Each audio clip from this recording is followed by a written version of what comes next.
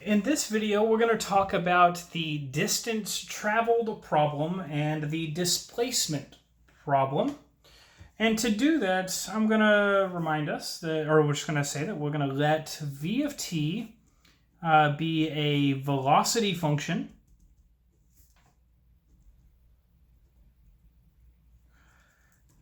representing the velocity of an object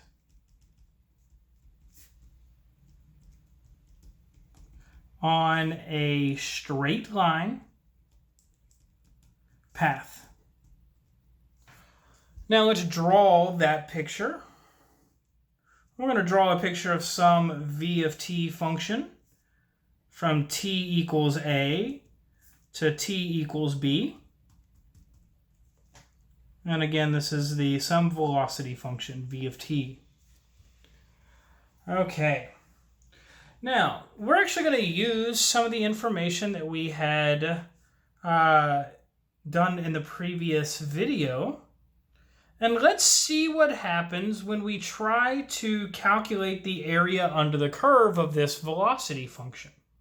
How can we do that? Well, we can estimate by calculating the areas of rectangles. So we can calculate the area of this rectangle, this rectangle, this rectangle, and so on.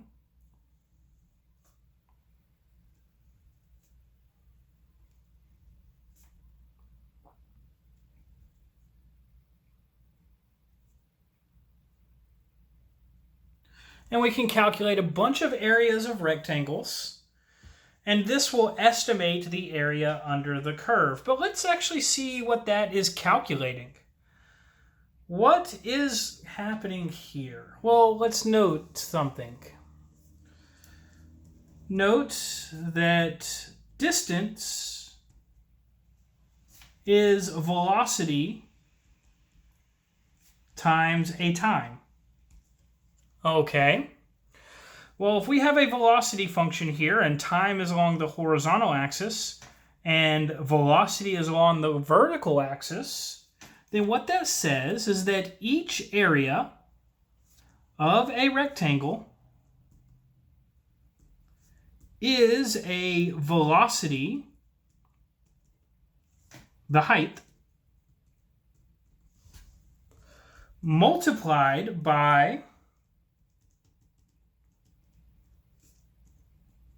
a time, which is the width. So the area of each rectangle is an estimation of the distance traveled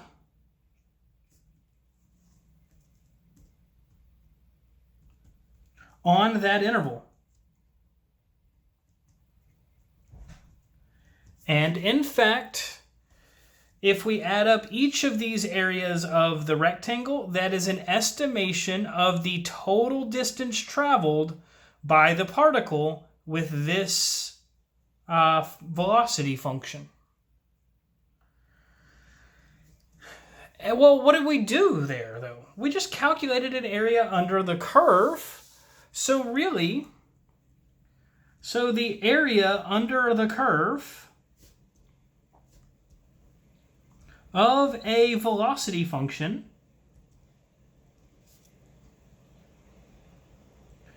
is a displacement slash distance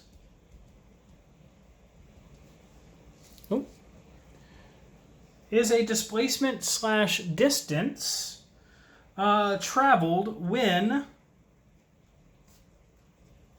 the velocity is positive. We'll talk about that here again in just a minute or two. But before we do that, recall that the antiderivative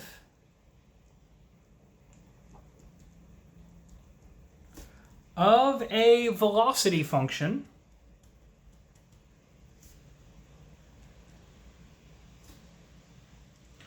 is a position function.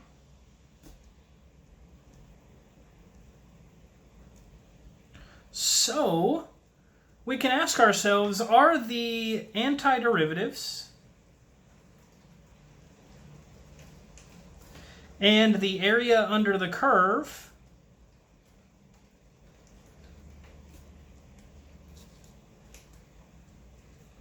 problems related? Are these two problems related? Right? They seem to be the same thing here. We just calculated the area under the curve of a velocity function, and that's going to estimate a total distance traveled.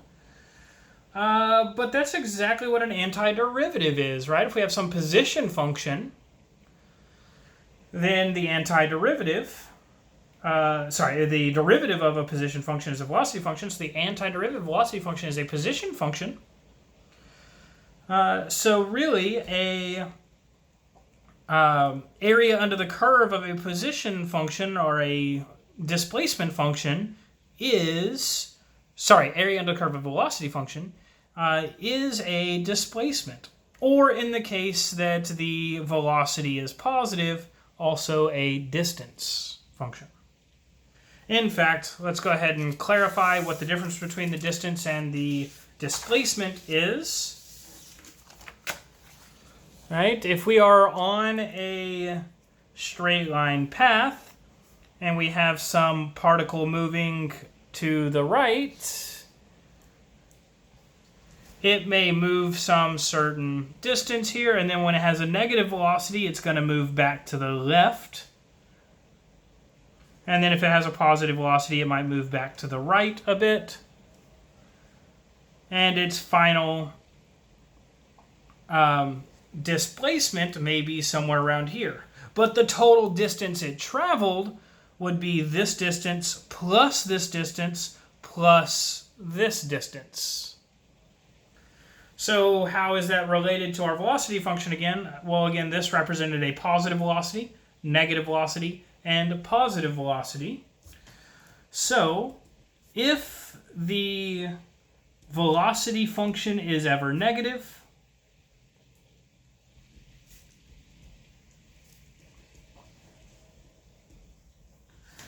then the area under the curve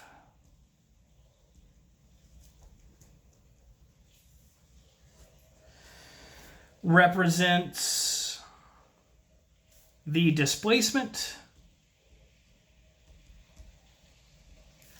and the area under the curve of the absolute value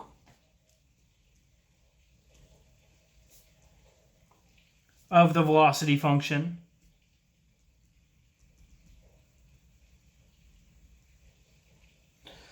will be the total distance traveled.